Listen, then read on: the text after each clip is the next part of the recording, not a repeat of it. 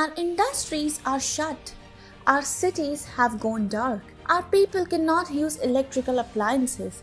Our factories are not manufacturing because we have no power. We've run out of coal, and the only thing which would have given us solace has turned out to be a disaster. We planted fake stories of the coal shortage in India. We told Indians that they had only 2 days before their whole world would turn dark.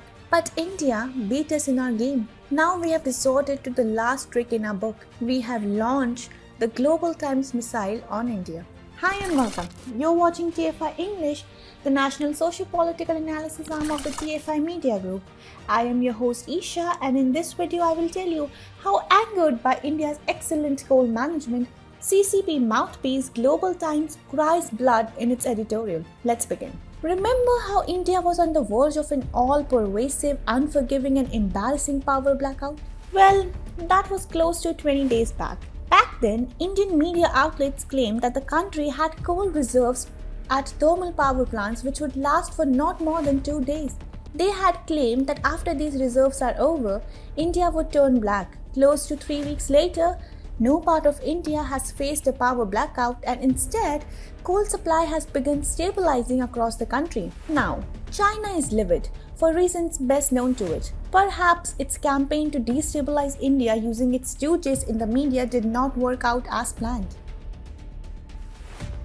China has been battered by power blackouts. Its industry have been forced to shut, houses have been told not to use electricity, and exports are inevitably taking a hit due to a manufacturing halt. Nevertheless, China has the gall to use its state propaganda outlet to spread lies about India's coal situation. In a piece titled, "As power shortages in China ease, India is still grappling with supply bottlenecks," Global Times has claimed that while China has taken measures to resolve its power shortage, its neighbor, India, which faces the same problem, remains in trouble. Global Times, in its fascinating report which reeked of jealousy, claimed, India's system given local governments more power than the central government, so it's more difficult for the national authorities to mobilize public resources on a large scale. We hate to burst China's bubble, but that's how democracies function, sweetheart. Something you would have no idea about. A random expert quoted by Global Times remarked, "The electricity system in India is poorly managed and its energy structure is more dependent on thermal power than China's, while other energy sources such as hydropower and wind power are underdeveloped." The reality, much to China's dismay, is that India has begun outperforming in its every sphere. Specifically talking about the coal scenario in India and the all-out crisis in China, Beijing cannot fathom how its provinces turned dark and factories were forced to shut, while India almost seamlessly managed its coal shortage scare by ramping up supply despite surging global prices. Over 90% of India's domestic demand is met by the internal production of coal. 70% of India's power is generated using domestically procured coal mainly. Essentially, India is not dependent on coal imports to fuel its power sector. In 2020 alone, domestic coal production stood at 678 MT, which fulfilled 90% of our coal requirement, leaving an import legroom of merely 10%.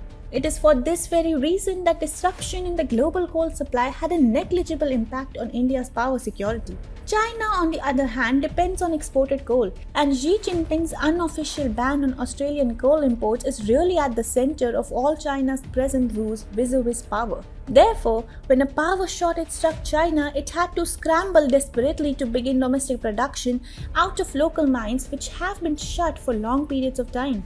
India, on the other hand, has a robust domestic coal supply that is not impacted by global occurrences. This is why India was able to effortlessly handle the coal situation recently and ensured that no part of the country slips into darkness, and the efficacy which India handled what could have been an all-out crisis is what has riled up China. China is reeling under an intense power crisis. Industries are not being allowed to function in the communist nation as the CCP regime resorts to unprecedented industrial power rationing. So China, which is a major global exporter of aluminium, finds itself in a unique position of not manufacturing any aluminium. China's power crisis is bigger than you would think. At least 20 provinces in China have been hit by some kind of power cuts and outages. These provinces make up to 2/3 of China's gross domestic product. The manufacturing powerhouses of China, Jiangsu, Xinjiang, and Guangdong provinces are among the worst hit. Together, they account for 1/3 of the Chinese economy and leads China's colossal export industry. Ceramics, stainless steel, fertilizers, and food processing units. You simply cannot think of a Chinese industry that remains immune from the ongoing power crisis. Coal provides half of China's energy needs. So, given how China has failed magnificently at avoiding a coal crisis and intense power shortage, India handling its coal situation seamlessly only added insult to injury for the CCP, which deployed its foremost propaganda publication to paint a doomsday picture for our country, albeit unsuccessfully.